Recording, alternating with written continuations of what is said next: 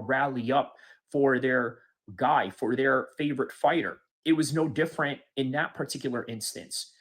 And that's what stood out to me the most. So, what stood out even more than that is the fact that now Jon Jones not only has people that are discouraging him from calling him a duck, but now he has people that are telling him, hey, you know what? You, my friend, need to go out and fight this guy, and we're going to support you for it. By the way, that particular line that I just said right now, I'm probably going to use that in the intro of this entire video to sort of put things in context. And that because Jon Jones is in a situation where he is now on demand and also being discouraged at the same time, which forces him to really comply to these demands. That is what's going on here. There is a demand for Jon Jones to fight, and there is a demand for Tom Aspinall to fight. And as a result of that, they are going to, come hell or high water, make this happen. So, more on that in a second. But first, let's address UFC London. Okay, so I've heard a lot of people complain about the fact that, hey, you know what, UFC London was a lackluster card. Could it be just the fact that, hey, you know what? A lot of their fighters lost, that it was a hometown crowd sort of expecting their guy to win. That's the reality of sport, isn't it? Or is it the fact that Leon Edwards really overestimated himself to a disappointing performance against Sean Brady? And then to add insult to injury, Sean Brady does the little handgun sign saying, hey, you know what? You guys don't even have guns in London. Why do you say headshot dead and all that?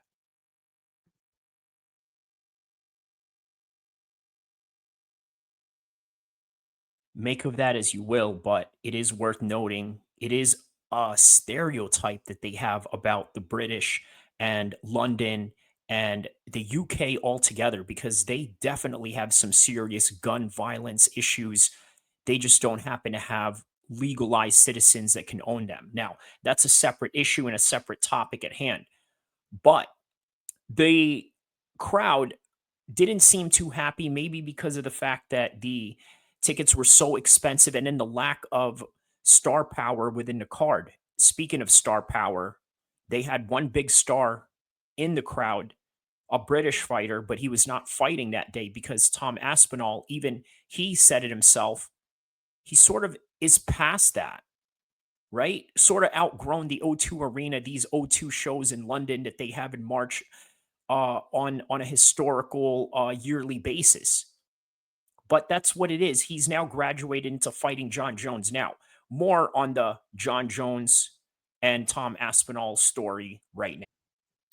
So it is approximately Monday morning, just right after UFC London, and many people, especially in the MMA content creator space of the UK, are complaining about how it was the worst card in UFC's UK history. Okay, so in other words, one of the worst events in British MMA at the highest world level. Now, is this true? Perhaps. And for who exactly? Now, was it for the British? Obviously, because it was the same card that Molly McCann had to retire because she got beaten by somebody who was coming in there at a couple of weeks' notice, maybe not even. A lot of the British fighters lost, including the main event, which was a shocker to everybody, not to myself, considering that there's a lot of grappling prowess that was being ignored on the part of Sean Brady, only because of how the Bilal fight had ended up. Well, understand this, the Bilal fight has two wrestlers, two grapplers, and they were going to cancel each other out. As a result, it was going to be contested in a boxing match, which Bilal Muhammad had the best of. But obviously, this video is not going to focus entirely on just UFC London. That has come to pass. But speaking of UFC London, who was in attendance? It was none other than Tom Aspinall. Now, as a result of Tom Aspinall being part of the crowd and being part of a major guest in the UFC's, special guest cage side treatment and whatnot, he goes and holds up a picture. I'm sorry, a toy of a duck. obviously we know what this particular language is hinting towards, and it's hinting towards Jon Jones being a duck. All this while Dana White comes out the same fight week of UFC London proclaiming that the fight between them has already been done, has already been signed. Now, the question is, we don't know who and where. We've seen Jon Jones in multiple videos, multiple pictures in what is now his co-ownership of the Dirty Boxing League along with Mike Perry, where he was promoting an event, by the way, an event where Yoel Romero was a part of and got a pretty vicious knockout against some unknown heavyweight that nobody's heard of. But what do you expect from these smaller shows, right? Well, one thing that stood out was the entire crowd was yelling, F Tom Aspinall. And you know what's crazy about that? It sort of reminded me of the same way the British crowds sort of rally up for their guy, for their favorite fighter. It was no different in that particular instance. And that's what stood out to me the most. So, what stood out even more than that is the fact that now Jon Jones not only has people that are discouraging him from calling him a duck, but now he has people that are telling him, hey, you know what? You, my friend, need to go out and fight this guy, and we're going to support you for it. By the way, that particular line that I just said right now, I'm probably going to use that in the intro of this entire video to sort of put things in context. And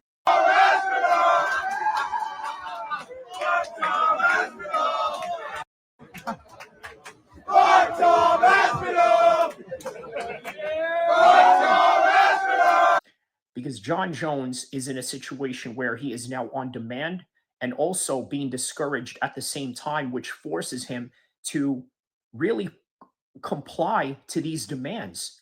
That is what's going on here. There is a demand for Jon Jones to fight, and there is a demand for Tom Aspinall to fight.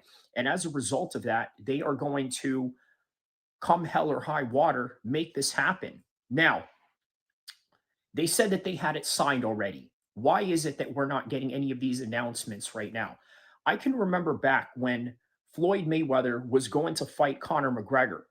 There have been a lot of inside rumors within the industry talking about how this fight was going to happen.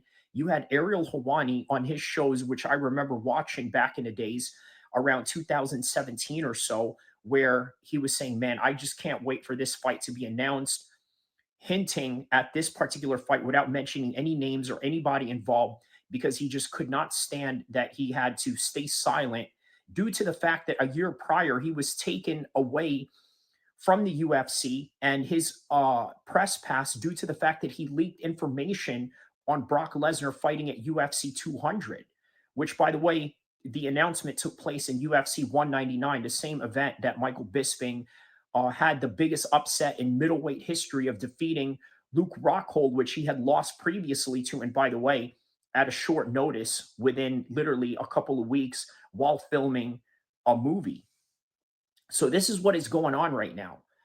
We have a lot of situations in the media and insiders where they know something that many people don't. And what exactly is that? Is that Jon Jones wants to fight Tom Aspinall. And I think that they probably already had it signed. And at this point of March 24th, 2025, and by the way, the reason why I'm naming the date, which I don't normally do for videos, because you obviously want the videos to be timeless, but at the same time, you also want your videos to have a coherent chronological order when it comes to announcements like this or relevance to a particular date and storyline and things of that nature. Well, I can tell you that what's going on with Jon Jones is that he wants to fight Tom Aspinall, and for some reason, many people are calling him bluff.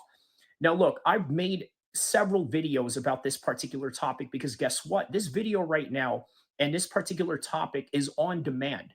People want to know, people want information, and people want to make sense of these things.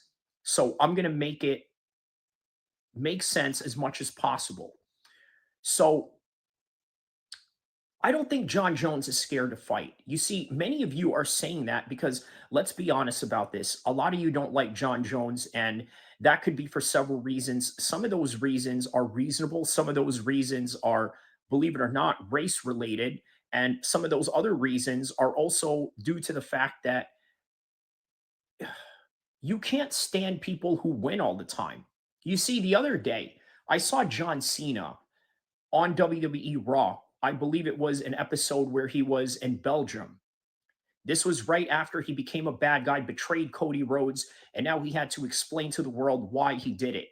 And the reason why he did it was because he felt like people were not appreciative of the fact that he was winning and winning and winning and winning. Now, obviously, this is professional wrestling, this is fake fighting at best, fictional storylines and things of that nature, but it's a storyline that deals with a simulated combat sports event where you have situations and storylines that deal with stats. For example, him being a 16-time world champion and now trying to go for the 17-time fighting Cody Rhodes. Well, that's neither here or there. The point of the matter is most people don't like people that constantly win, and at some point you want to see them get knocked down. That is what's going on with Jon Jones. Another thing that is going on with Jon Jones is that, let's be honest, right? A lot of this he's brought upon himself to be very objective. Now, whether you like him or whether you hate him, we have to address these issues.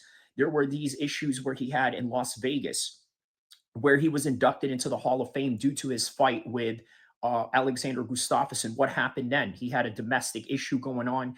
He ran over a pregnant lady while in his car, drunk, inebriated, and things of that nature. Something that I sort of hinted and compared to Prince Nassim, which, by the way, I have a video on that you can see on this channel. Just scroll down on the video section, you'll see it. But yeah, that is what's going on here.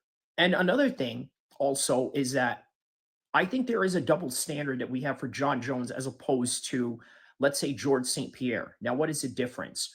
Well, George St. Pierre, when he beat Michael Bisping, by the way, a guy who I just mentioned in this video who made one of the biggest upsets in middleweight history, right? He went in there, took Michael Bisping's title, and then vacated it right after.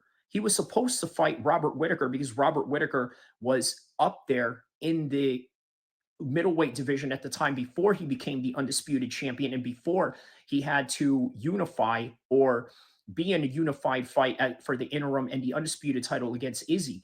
Well, he never fought Robert Whitaker. Robert Whitaker was supposed to be George St. Pierre's Tom Aspinall. Why is it that we never pushed George St. Pierre to fight Robert Whitaker the way that we're pushing Tom Aspinall right now?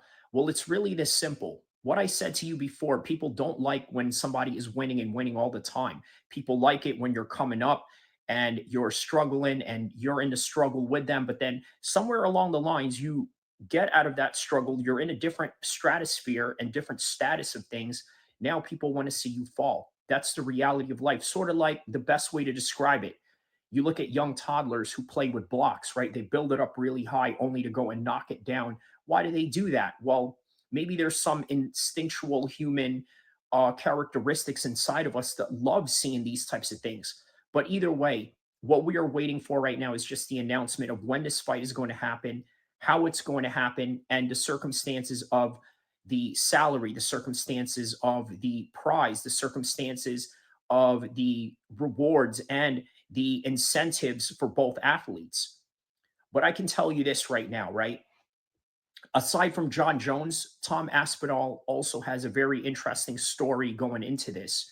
Obviously, Jon Jones has the Daryl Strawberry, Dennis Rodman storyline behind him in this situation. Whereas with Tom Aspinall, he has the quintessential uh, working class British English storyline where he's trying to make it to the top. And lo and behold, look where he's at right now, doing interviews with Piers Morgan, really pushing the issue on getting Jon Jones to fight. Now the question is when and where this fight is going to happen. It's only going to be a matter of time. But before, I got to tell you, I wasn't too confident of this fight happening. Now I'm even more confident than ever that this fight is going to happen, and I can't wait for the announcement that's going to shock the world. On top of that, maybe a world tour, on top of press tours, on top of media obligations that both of these men have to comply with in order to make this fight as big as possible than it already is. Well, for now, that is all that I have. And by the way, make this video as big as it can possibly be. Like and subscribe, share. I will see you in the next one. MMA needs if you want to find predictions, news, and everything that deals with MMA. Shout outs to Kyrie Abu El-Kheer MMA, Sacramento, California represent. That's right, Kyrie. I appreciate you, my nigga. You came in here, you was talking that shit. That's right, bro. Much love, Flo. I appreciate you for always stepping in, bro. Be safe out there. Man, my nigga Kyrie, my man Kyrie came through. He started talking that shit. Hey, here's the thing. Here's the thing. That nigga will whoop your fucking ass. You would think that nigga's all squared up and all that type of shit. Nigga come through and beat your fucking ass. Like, man, fuck you up. You will never see it coming. So for those of y'all